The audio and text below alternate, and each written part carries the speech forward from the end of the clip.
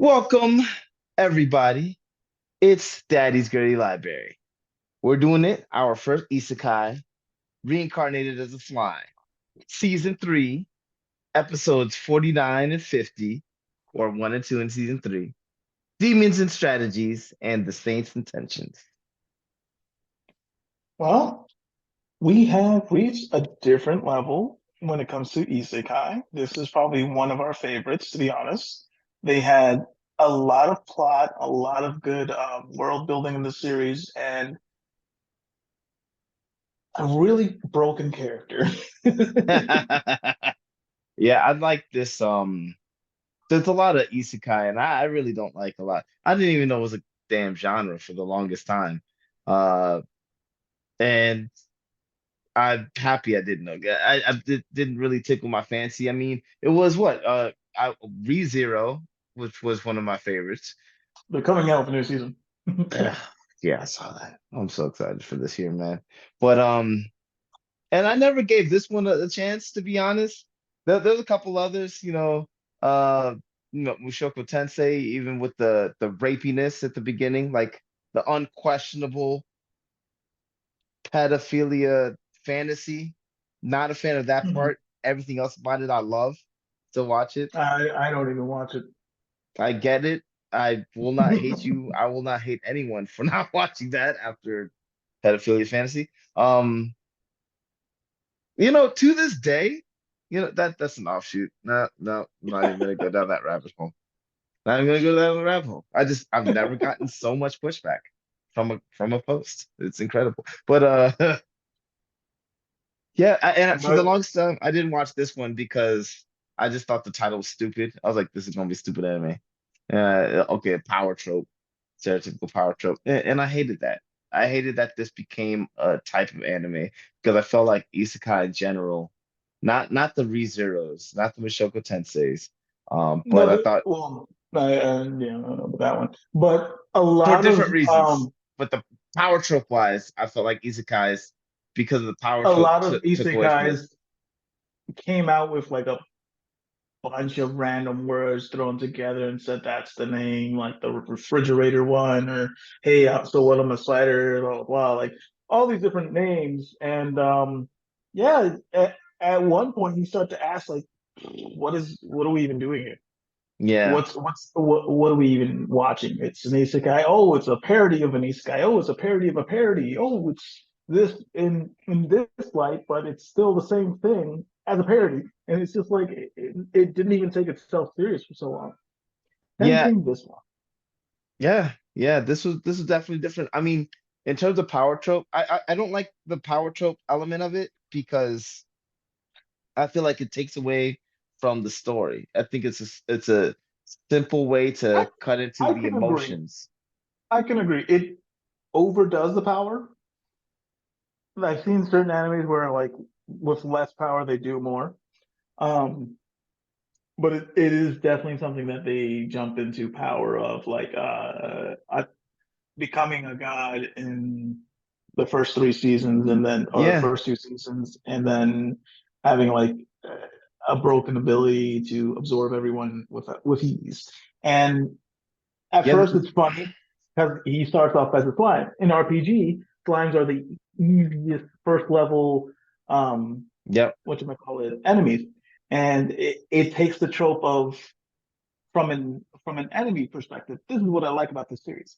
It starts off with a slime who builds his own communities. Of course, he meets the most badass evil dragon ever, Veldora, yeah. Plopped and in a very befriends him. convenient drag a dungeon. Yeah, so I mean, I for those reasons, I really like this one because Isekai in general, I'm not a fan of because the power trope that wish fulfillment that is doing for people because people just want to feel um powerful, and this is just like a cheap barrier to entry as opposed to like actually writing a story or actually writing Mm-hmm, something mm-hmm. interesting. And this is no exception as far as the power trope goes, but it It has a from the story. beginning, it has a story, and from the beginning it's been poking fun at the whole. It knows it's an isekai. It's not like, oh yeah, like wish fulfillment. It's just like, yeah. And then after he gets all the power, then there's there's a it's better sense of like, okay, power means nothing if you're right. just gonna obliterate everyone. You have Yeah, to understand how to take care of a country, how to yeah. rule, The politics of it, exactly. yeah, Yeah. The power thing was almost just a setup. It's like a precursor to these later seasons, especially now. And that's part of the reason that, along with the joking, along with along with the fantasy of like, oh, it's super powerful. There's this harem fantasy that people want, which I get it. I watched Team Tenchi Muyo. I liked it. I was a fan. I had a little wish fulfillment there. It's like, stuck in the house with hot your springs. grandpa and yeah, but and then a bunch of females that are always after you. Like, not bad. But in this one, they dealt with that element right away when he's just oh, now you can take on this form. It's like, oh, whoa. It's like, and then he's just like, huh, I wonder what's nope, nothing down there. All right. And like Generous. yeah, they deal with all they have a bunch of fan service, but it's literally just that. It's just fan service. There's nothing, no wish fulfillment through this sexual exploitation or this harem. It's like, no, that's not a factor. Let's go on with the story. And I love Yeah, that this anime dealt with it in that way. yeah, absolutely. Like it throws all those cliches of like, oh, boss, he's gonna get with me. No, generalist, it's not there. Yeah, yeah. So I mean, there's a lot of stuff in season one, there's a lot of stuff in season two, but Let's dive into season three. yeah. That's probably why it got thrown off because it starts strong on the politics. It starts strong on what happens next after they created the new what's behind us, the octagram, and to see the human side of it, of like, oh, we're not gonna say bow down to him because we don't do that. And I love Diablos in this because he was just like, y'all say anything dumb, y'all try anything, I ain't holding back. Y'all insult Yeah. my man, like I'm not holding back. Like he was just ready. He cut them up beforehand. He just Yeah, yeah. Which is cool remember what I because did to y'all. he's like, that's a great example of what we were talking about. He has all this power. He could railroad everybody in that room, no problem. But he's playing this political game, which is great because now you have this story element to it, and you know that if things pop off, this could happen. But then at the same time, you see all these other characters in the backdrop, and you're like, oh well, there's all these other super strong characters, even though they're not right there in that moment. Like you can't just run around and railroad, play big dick boy, because even if you could railroad a couple people nearby, eventually you're gonna get the ire of everybody else, and you don't want to operate in that way. And Yeah, Rimuru himself doesn't want to operate that way, and he deals with that, the Superman dilemma really well, where it's like, oh, I'm super duper strong, but instead of just going out here and fighting everybody, it's like, no, I have a bunch of plans, which is great because the end of last season was just like, wow, that was very definitive. All right, that could have ended there, been satisfactory, but they continue, and it was a great springboard in order to continue. And I don't remember how season one went to season two, but I imagine it was somewhat similar. But or I just want to I say think that's that when it you is. met her Millie in the background. Like Oh, she just okay. came in and then like, oh, what's going on now? That type of thing. Yeah. Because it was leading into what's his face, Clayman, Yeah, like right, setting right. up Rimuru and all that stuff, which was great. Yeah. Man, there's a lot of moving parts. I mean, so the going to the Demon Lord thing is already a thing in and of itself. But at the same time, simultaneously, he's attacking the stronghold. Maybe he doesn't know that it belongs to this other secret group. Maybe he thinks it's Clayman's stronghold. But still, it's like, okay, he's launching this thing. Okay, maybe attackers from two fronts. All right, impressive. Oh, wait, no, on top of that, he formed this human alliance with this guy and trying to, oh, it would be great if you were king. Yeah, that would be great. He has Diablos over here on this mission to try to manipulate the politics in this country to work in their favor, like if everything works out. And then this could help out the kingdom overall in terms of their relations with people and setting all that up. It's like, oh wow, that's impressive. All right. And then the whole manipulation game that he was playing with that. And then at the same time, trying to get information from this other demon lord. He's like, oh, I wanted to ask her some questions. It's like there's a lot of things that happen. Look at the politics over here, top notch. So I mean, we talked about Diablos doing the like manipulating for the backdrop, but he also advertised the whole full potion thing, which I thought was real clever because I mean he said, okay, this makes them scared of us. But on top of that, it's also look at the kind of stuff that we have. Don't you want to trade with us? Or look at the stuff that we have. Don't you think that our allies like the dwarves and the dryads would see the value that we have? Yeah. So it's Like not just he has like so many different ways that he could go about things that makes it that much more interesting because he doesn't have to go one way or another. He has several options. yes, that's an incredible power move in the realm of diplomacy. Another thing I wanted to mention, like the monsters, like, they're more human than the humans in this series, and that just like goes to show like it's always something dumb that people do. Yeah. No, when alliance, I mean like the humans forming an alliance to combat against them. But yeah, that is funny enough, we do propaganda a lot for ourselves when we're like fighting against somebody with, oh yeah, they're depicting them as monsters. But sometimes it's just like this, where it's like the monsters that you depict are actually more human than you are. Yeah, So you just almost have every to, time. yeah, you just have to take the moment to, oh, look at it and just understand it. And if you take the moment to do that, you're just like, oh, okay. Eh, that goes into another subject. I don't want But to. I like how they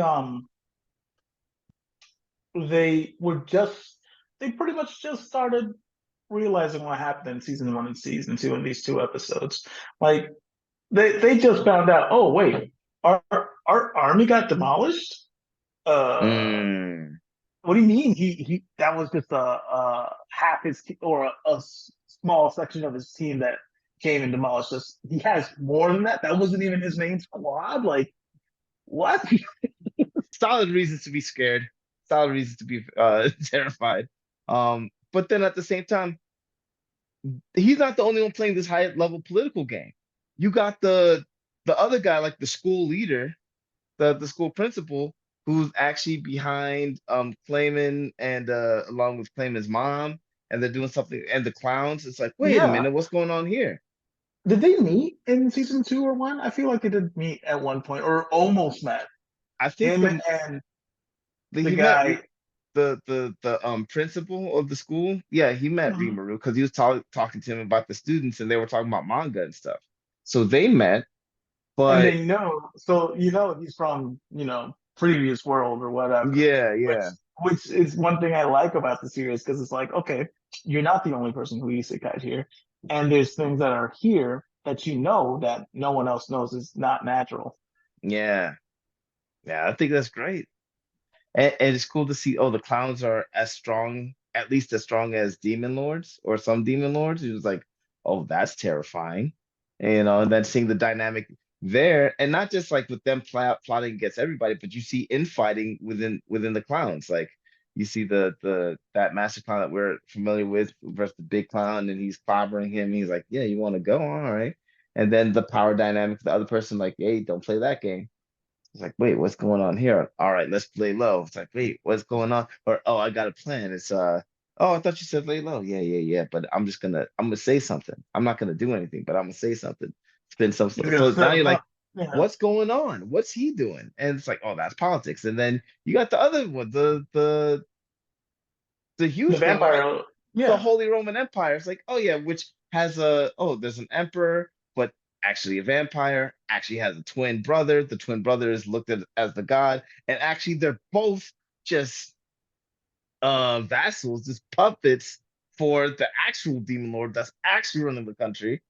It's like, oh, dude, that's incredible in and of Yeah. itself. But then they keep on laying on top of that, where it's like, oh well, it's one of the most just and free societies for all the people, and people are super happy here. But the blood is tastier when people are happy. So are they doing it for They benevolent make them reasons or happy for for the self? food. Yeah. Yeah, but for Dark, but and, awesome. yeah, and if they're not hurting people, where she has the thing in place where okay, well, no mass feeding or anything like that, well then is it really that bad? I got the sense that she meant something like they're not gonna like devour them completely off their blood, but just a little bit and Yeah, subtly where they won't notice. Like, if you see a little bat, what the hell was that?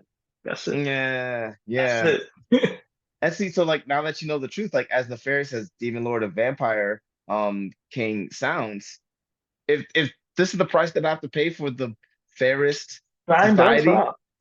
yeah, it's like I got mosquitoes. Like, like okay. Mosquitoes suck more. Mosquitoes don't create a just and fair society. Like, ah, Are those the vampires? mm. Are mosquitoes vampires? New form. Nah, there's in the daytime in the sunshine state. Nah. And then the overarching that over all of that, if you keep letting them populate more and more, the angels will come down.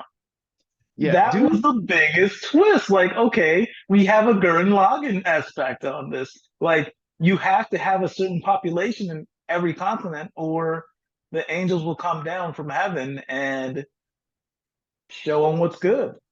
I don't even know where the angels are coming from because she just said, "Oh, Uh, well, the roads." I That assume angels, heaven, yeah, yeah, yeah. that makes sense, yeah. But yeah, the world building is incredible because we've already been introduced to so many characters, to so many different societies, so many countries, so many different types of people. Like I have to like I don't remember everybody's name. Like it's already like overwhelming. And then on top of that, the incredible world building, the angels or the flying bugs. Oh, if they keep at it, then the flying bugs they'll get the attention of the flying bugs the whole time. Wait, what are the flying bugs? Oh, we don't have to worry about them. They're not affecting the non-believers. Who are the non-believers? Like, oh, What are the and then Legion? as nefarious as the Diablo's plan and that his kingdom was, and the king going back and forth, his brother at the end of it just sitting there smiling. Wait a minute, who is? Why is he smiling? So there's a lot of just I great think, things. I think the brother is one of the clouds. That makes That sense. would make sense of like the whole, oh, I'm just gonna say something. Mm, yeah, I just wonder what's happening that he thinks things are going his way. Does he know that this guy's working for Re? Nah, I guess Well, he would because he they. probably set up the brother because let's say the brother's not dead and is impersonated right now. Mm, They don't know. yeah, Put him that's in very power, he's true. gonna make the wrong decision and he's say, hey, I'm in power. Yeah, and then I mean, we know that dragons are all super powerful, but then the little bit of lore built into this one when More they're than like, super well, powerful. yeah, He's like well, they're he is power the incarnate. yes. I was like, Oh, okay, I know he did a Kamehameha, but come on, that powerful that everybody just doesn't want to deal? and then for the demon lord to be like, yo, if it comes to it, I'll lay hands. I'll take care of it. It's like, wait, if he's that powerful, Um, how strong is this lady where she's just like, that's a bold claim. Like, what's well, going on? that's the thing. Her boss, the vampire lord, was like, yeah, no, I don't want to lose you. Mm, You need to sit down. yeah. Oh, those evil vampire lords or demon lords. It's like, yeah, again, like which is interesting juxtaposition with like this Holy Roman Empire monsters are evil, fairness and order versus this monsters that wants to work with everybody. It's like, yeah, both of these idealistically sound great, but they are contradictory to each other, which is a great setup for what's coming next. So again, this is not what your standard isekai. We enjoy it. If you enjoy it, keep watching. Come If back. you enjoy us talking about it, like and subscribe, comment down below to keep this discussion going. And we'll see you guys for next episodes. Subscribe and become part of the family. Yeah, man. You can't join the Octagram. The Grams. Peace.